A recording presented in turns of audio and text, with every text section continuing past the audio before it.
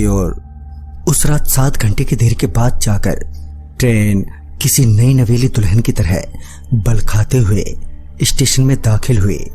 एक बार को तो मन किया ट्रेन को चपेटा लगाकर ये पूछ लूं कि कहाँ थे इतनी देर, मगर मानवीय भावनाओं को काबू में रखते हुए मैं किसी सज्जन की भांति ट्रेन में चढ़ा और जब मैं आंखों में नींद लेकर अपने बर्थ पर पहुंचा तो पाया कि मेरी बर्थ पर 2 मासूम सी दादी अम्मा लेटी हुई हैं और जैसे ही उनकी नजर मेरे पर पड़ी तो उन्हें ये समझते देर नहीं लगी कि ये सीट मेरी है।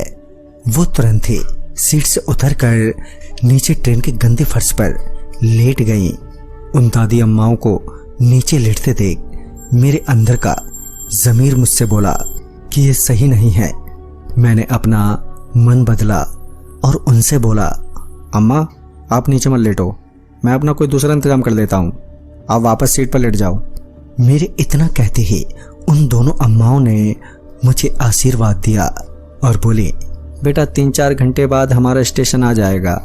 ये सुनते ही मैं बोला, फिर तो कोई दिक्कत ही नहीं है अम्मा, आप आराम से यहीं बैठो और जब स्टेशन आ जाएगा तो मुझे आवाज़ दे देना, मैं यहीं गेट पर बैठा हूँ।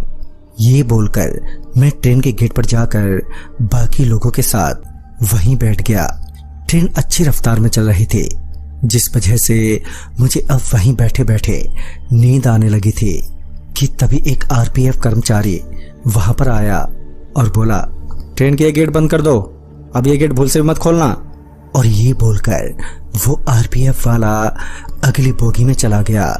वहीं अब ट्रेन के गेट के बंद हो जाने के कारण मुझे गर्मी लगने लगी थी और धीरे धीरे इतनी गर्मी बढ़ गई कि मेरी पूरी टी शर्ट गीली हो गई।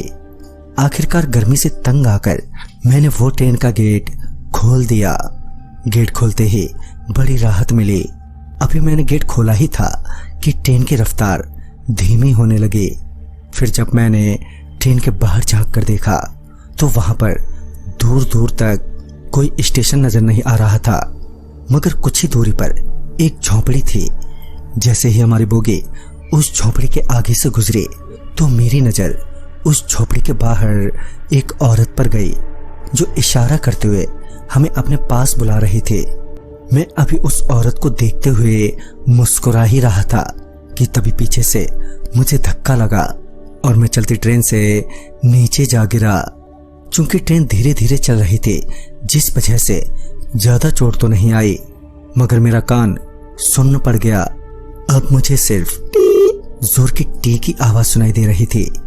इससे पहले मैं वापस ट्रेन में चढ़ता कि ट्रेन ने एकदम से स्पीड पकड़ ली जिस वजह से मैं ट्रेन में वापस नहीं चढ़ पाया।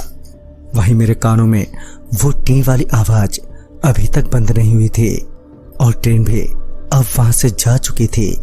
अब मुझे उस वीराने से बाहर निकलना था। मैं अभी आसपास देख ही रहा था कि मेरी नजर उस झोंपड़ी पर पड़ी जहां पर अब 3-4 लोग उस औरत के सामने खड़े थे।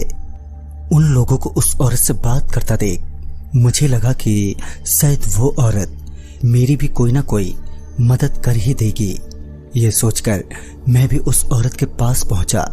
मैं अभी उस औरत से कुछ बोलता कि वो औरत मुझे देखकर मुस्कुराई और मुस्कुराते हुए कुछ बोली, मगर मैं उस वक्त कुछ सुन नहीं पाया क्योंकि मेरे कानों में टी की आवाज गूंज रही थी। तभी मेरी नजर उस आदमी पर पड़ी जो मेरे साथ ही ट्रेन के गेट पर बैठा था। उसे देखते ही मैं उससे बोला, अरे भाई तुम भी ट्रेन से नीचे गिर गए थे क्या मेरी तरह? इस पर उस आदमी ने एक नजर मेरी तरफ देखा, फिर बिना कुछ कहे वापस उस औरत की बात सुनने लगा। मुझे लगा शायद उस आदमी ने मुझे पहचाना नहीं। तभी उस औरत ने एक रास्ते की तरफ इशारा करते हुए कुछ कहा और कुछ ही देर में मैं और वो सारे उस रास्ते की तरफ चल पड़े। वो रास्ता कहीं हाईवे पर निकलता होगा, लिहाजा मैं भी उन सभी के साथ उस रास्ते पर चल पड़ा। कुछ दूर आने के बाद पता चला कि वो रास्ता किसी हाईवे की तरफ नहीं बल्कि जंगल के भीतर जा रहा है, जबकि वहीं कुछ ही दूरी पर एक हाईवे नजर आ रहा था।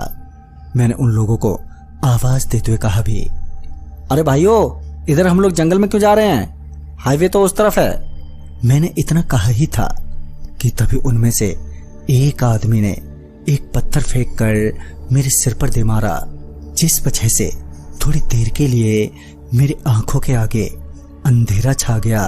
और फिर जब वो अंधेरापन मेरी आंखों से छटा तो पाया कि अब मैं वहां अकेला ही खड़ा हूं।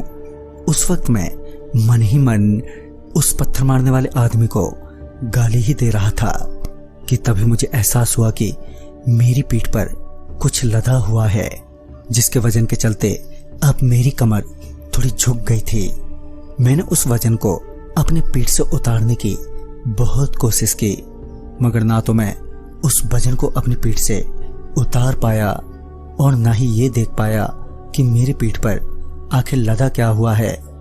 जाहिर सी बात थी कि मैं अब थोड़ा घबराने लगा था, मगर मुझे ये भी पता था कि घबराने से मुसीबत घटने की बजाय और बढ़ेगी। लिहाजन मैंने अपना पूरा ध्यान वहां से निकलने पर लगाया और मैंने उस जंगल के अंदर जाने की जगह उस हाईवे की तरफ जाने की सोची। और जैसे ही मैंने अपना पहला कदम हाईवे की तरफ लिया कि मेरा दूसरा कदम अपने आप ही जंगल की तरफ मुड़ गया और उसके बाद मानो मेरे पैरों में जैसे पल लग गए। अब मैं बड़ी ही स्पीड में अपने आप जंगल के भीतर जाने लगा था और देखते ही देखते मैं वहां पहुंच गया जहां बाकी के लोग जमा थे। मेरी आंखें फटी की फटी तब रह गईं जब मैंने देखा कि उनके पीठों पर कोई बैठा हुआ है, जिसकी वजह से उनकी भी कमर ठीक मेरी कमर की तरह झुकी हुई थी, जिसका मतलब ये था कि मेरी भी पीठ पर कोई लदा हुआ था। उस वक्त मुझे सिर्फ यही लग रहा था कि मेरी जिंदगी बस कुछ ही पल की बची है, क्योंकि अब तक ये तो साफ हो गया था कि ये कोई काली शक्तियों का खेल है जिसमें मैं फंस गया हूं। मेरे मन में ये सब बातें घूम ही रही थी कि इसी बीच मैं भी अपने आप झुकी हुई कमर के साथ उन लोगों के बीच जाकर खड़ा हो गया। तभी मैंने नोटिस किया कि वो सारे लोग एक ही ओर देखे जा रहे हैं। फिर जब मैंने भी उस गड्ढे की तरफ देखा तो मुझे सिर्फ उस गड्ढे से लाल रंग का धुआं बाहर आता हुआ नजर आया, मगर ये पता नहीं चल रहा था कि आखिर उस गड्ढे में क्या है और वो सारे उस गड्ढे की तरफ क्यों देख रहे हैं। तभी मैंने नोटिस किया कि वहां जमा सभी लोग कुछ बड़बड़ा रहे हैं, क्योंकि मेरे कान में अभी भी टीम की आवाज गूंज रही थी, जिसके कारण मुझे समझ नहीं आ रहा था कि आखिर ये सारे के सारे क्या बड़बड़ा रहे हैं। पता नहीं क्यों अब मेरे को बड़ी ही बेचैनी होने लगी थी। मैं वहां से उसी वक्त भाग जाना चाहता था, मगर मैं भाग नहीं सकता था क्योंकि मेरी पीठ पर कोई बैठा हुआ था जो मेरे पांव को कंट्रोल कर रहा था। तभी उन यात्रियों में से एक उस गड्ढे की तरफ बढ़ा और वो यात्री उस गड्ढे में कूद गया। उसके गड्ढे में कूदते ही उस गड्ढे से निकलता वो लाल धुआं और गहरा और तेज हो गया। मैं इससे पहले कुछ समझ पाता कि एक एक करके बाकी के यात्री भी उस गड्ढे में कूद गए। जब सारे उस गड्ढे में कूद गए तो अब शायद मेरी ही बारी थी उस गड्ढे में कूदने की, मगर मैं उस गड्ढे की तरफ बढ़ ही नहीं रहा था। जब 10 से 12 मिनट बीत गए तो उस गड्ढे से वो लाल धुआं निकलना बंद हो गया। उस लाल धुएं के बंद होते ही वो ही औरत दिखी जो मुझे रेलवे ट्रैक के पास मिली थी, मगर वो औरत बहुत ही ज्यादा गुस्से में लग रही थी। वो मेरे को देखते हुए बड़बड़ाई जा रही थी, मगर मेरा कान तो अभी भी बजे ही जा रहा था, जिस वजह से मुझे अब मेरे सिर में दर्द होने लगा। तभी उस औरत ने मेरी गर्दन पकड़ ली और वो दबाने लगी। देखते ही देखते मेरी सांस उखड़ने लगी और मेरी आंखों के आगे अंधेरा छा गया। फिर जब मुझे होश आया तो मैं रेलवे ट्रैक पर नीचे पड़ा हुआ था और अब मेरे कानों से खून निकल रहा था। मैं किसी तरह वहां से उठा और रेलवे ट्रैक के साथ साथ चलते हुए एक छोटे से रेलवे स्टेशन पर पहुंचा।